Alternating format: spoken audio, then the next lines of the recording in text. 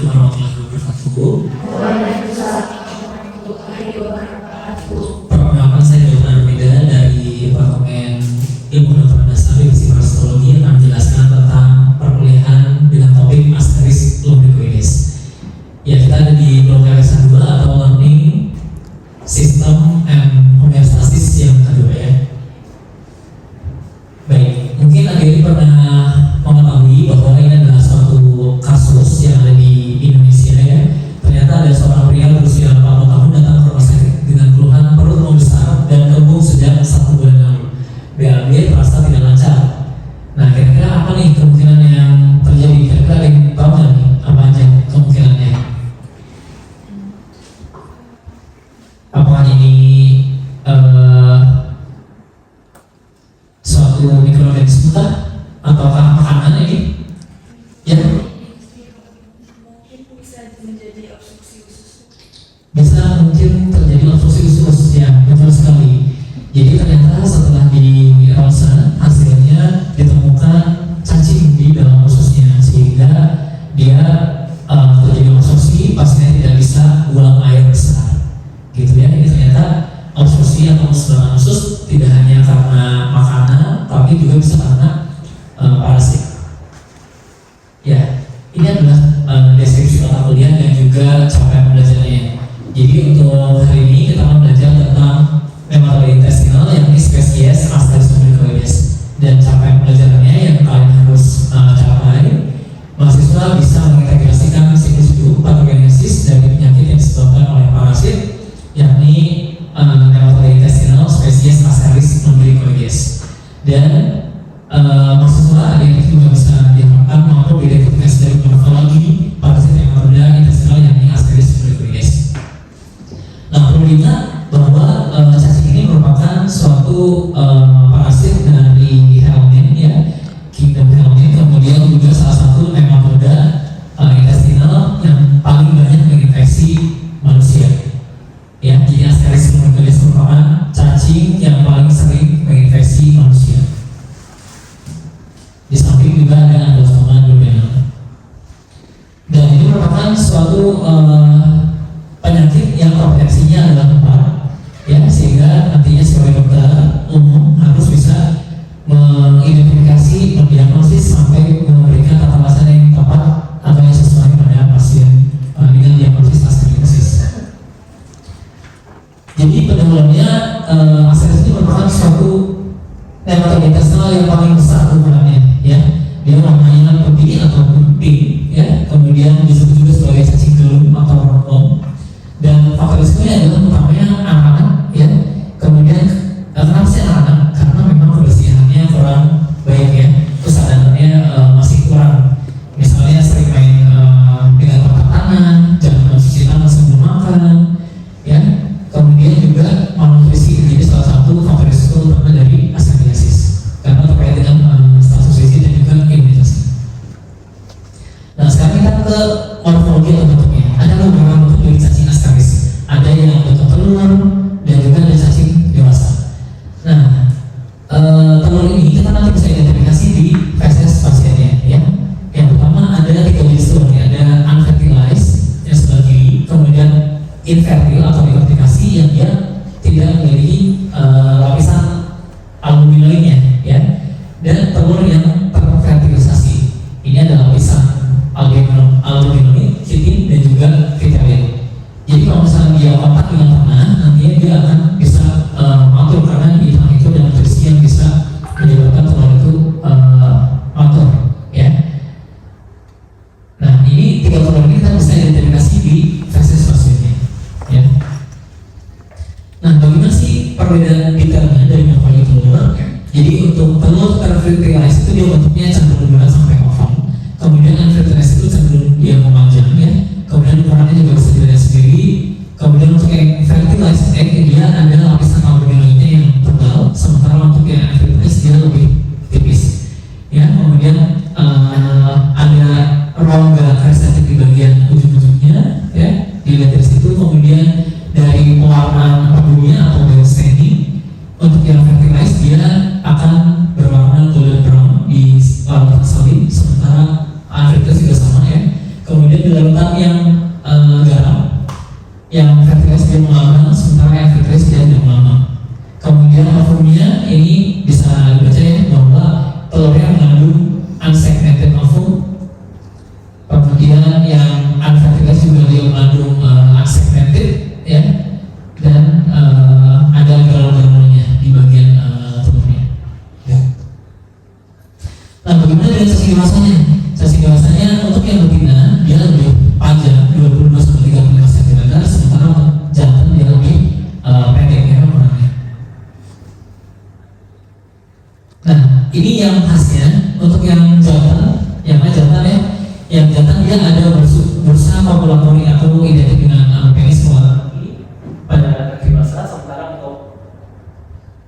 untuk yang perempuan dia ada vulvaris atau identik dengan vagina pada wanita dewasa manusia ya.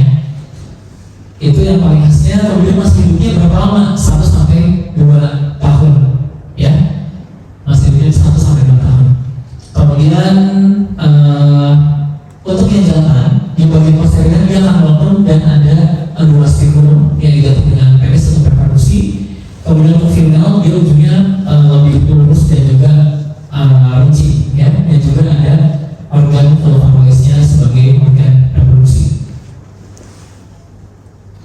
Oh ya, yang penting juga dia ada di roda tubuhnya dia punya cairan yang disebut sebagai askaran atau askarase yang dia bisa menimbulkan reaksi alergi pada pasien. Ya. Nah, bagaimana sih hidupnya? Jadi kalau misalnya orang atau pasien termakan telur yang terkontaminasi dari makan makanan yang terkontaminasi telur dari asaris, dia bisa akan terinfeksi ya. Jadi ada telur yang berepiwa akan masuk ke dalam tubuh pasiennya, kemudian masuk ke dalam saluran pencernaan, kemudian nanti dia akan menetas dan akan berkembang jadi cacing dewasa jantan dan juga betina ya. Kemudian kawin dan akan bertelur lagi. Kemudian kalau larvanya nanti dia yang menetas dari telur tadi dia bermigrasi, dia akan menyebabkan manifestasi klinis di paru-paru. Dia bisa bermigrasi ke berbagai organ ya. Kalau paru-paru nanti pasiennya bisa batuk-batuk, sesak nafas ya, dan sebagainya. Atau kalau usus buntu itu juga bisa ke appendix ya. Nah, nanti kalau memakai telurnya keluar bersama dengan feses, kita bisa lihat di bawah mikroskop ya, bisa dilihat ada telur fertilized dan juga unfertilized. Kalau dia matur dengan ada nutrisi yang ada di tanah, nanti dia akan berkembang menjadi telur fertilized ya, terus yang akan berisi larva dan akan tertal lagi dan seterusnya. Di sini ada 2 stadium ya, ada stadium infektif dan stadium diagnostik. Di mana untuk stadium infektif adalah telur yang berembrio, sementara untuk diagnostik di sini kita bisa temukan cacing dewasa, jantan betina maupun telurnya. Nah, gimana gambaran klinis orang yang terkena asteriasis ya? Jadi kalau anak-anak biasanya dia akan terjadi gangguan pertumbuhan pada pasiennya. Ya, pasiennya bisa mengalami malnutrisi karena si nutrisi yang ada di tubuh anak tersebut akan diserap oleh cacing, gitu ya. Kalau misalnya dewasa biasanya dia sifatnya asimptomatik, kadang-kadang juga ada anemia, gitu ya. Nah, kalau misalnya infeksinya berat, tadi bisa menyebabkan adanya sumbatan di usus pasiennya. Jadi ada intestinal obstruction sehingga bisa nanti terjadi perforasi atau ususnya bisa pecah ya. Kemudian kalau misalnya ada migrasi dari cacing dewasanya bisa kemana aja, bisa ke tractus biliaris ya, kemudian ke appendicitis, dan juga bisa keluar ke nasofaringeal, bisa keluar lagi si cacingnya dari saluran pencernaan gitu ya. Begitulah untuk materi tentang asterisk ini guys. Sekarang adik-adik mahasiswa silakan untuk mengikuti kuis. Silakan dibuka kuisis.com dengan kode unit berikut 121685.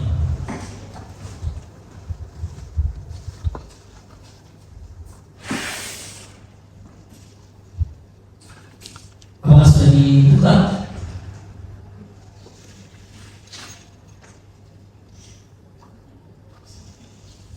ya sekarang silakan dijawab pertanyaan yang ada di sini.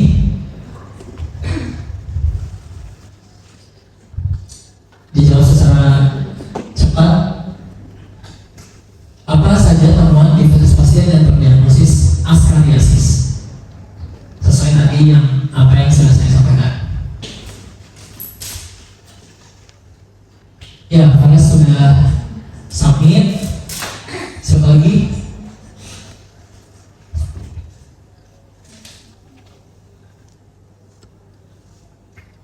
Bebas, jawabannya mau apa aja, apa aja bebas, sesuai dengan materi saya.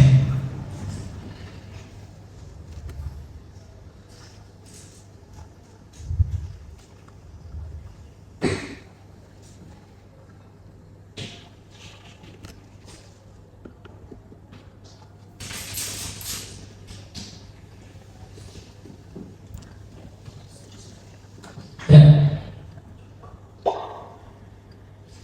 Nah, baru dua yang submit.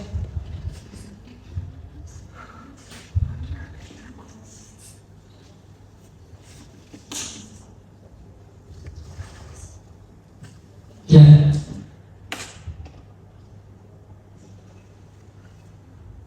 Sudah?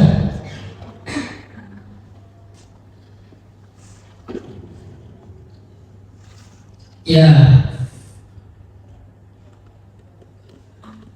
Kita next ke pertanyaan selanjutnya. Apa saja?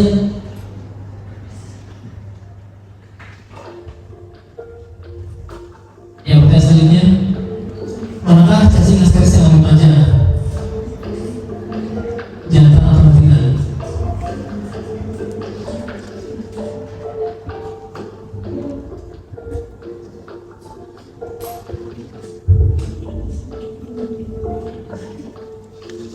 Tinggal jawab jantan atau betina.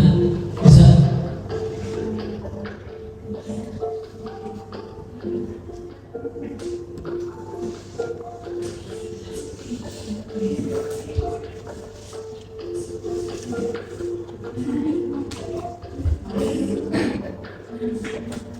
Oke. Next question.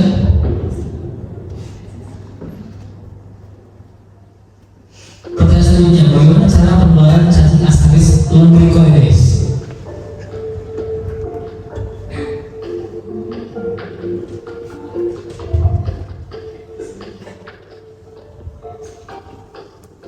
Manggil apa penularannya?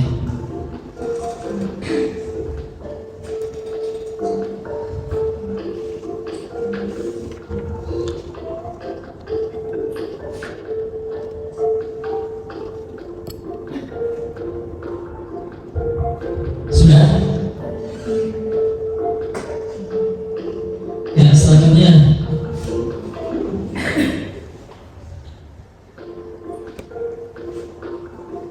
Pertanyaan keempat, sebutkan minimal satu komplikasi berat dari askariasis.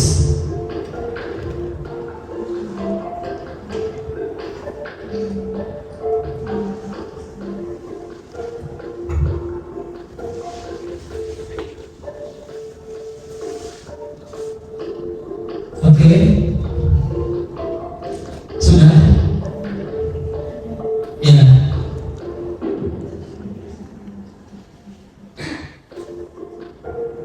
Terakhir, apakah stadium infektif dari askaris lumbricoides? Apakah telur, apakah cacing, apakah larva?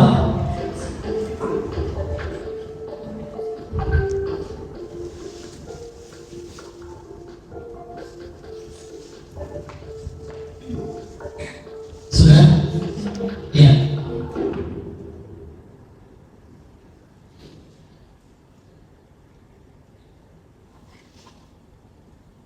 Ya.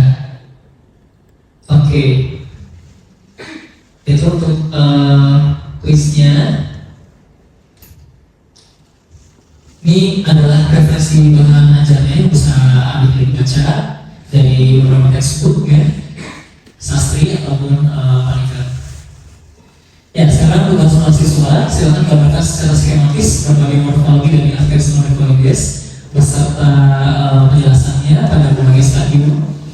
Kemudian gambarkan siklus askaris lumbricoides beserta penjelasannya, dan nanti silakan di scan jawabannya atau jawaban ke LMS pada kelas parasitologi LS dulu ya.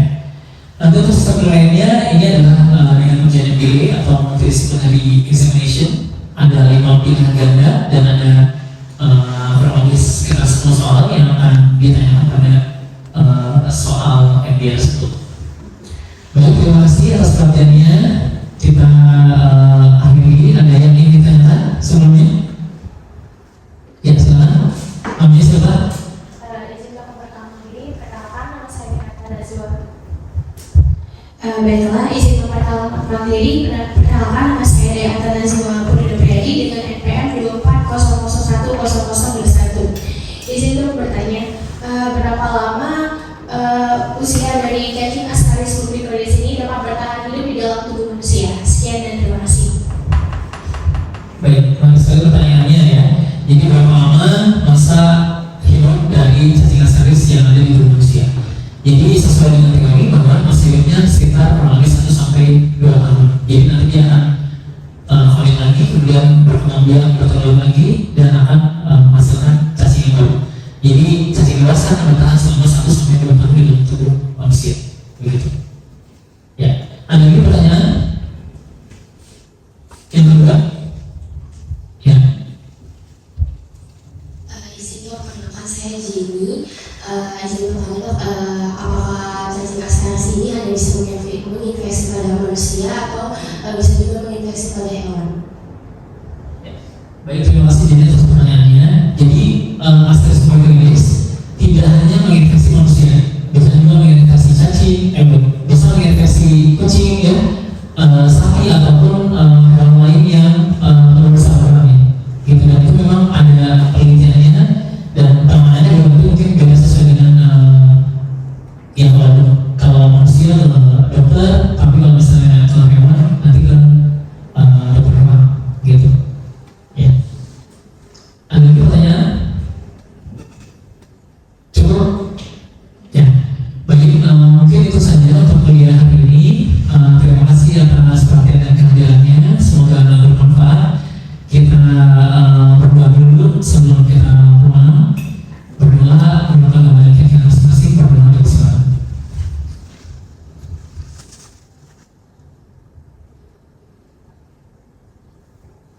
Ya, baik, berdoa selesai. Terima kasih atas perhatiannya. Kita akhirnya assalamualaikum warahmatullahi wabarakatuh.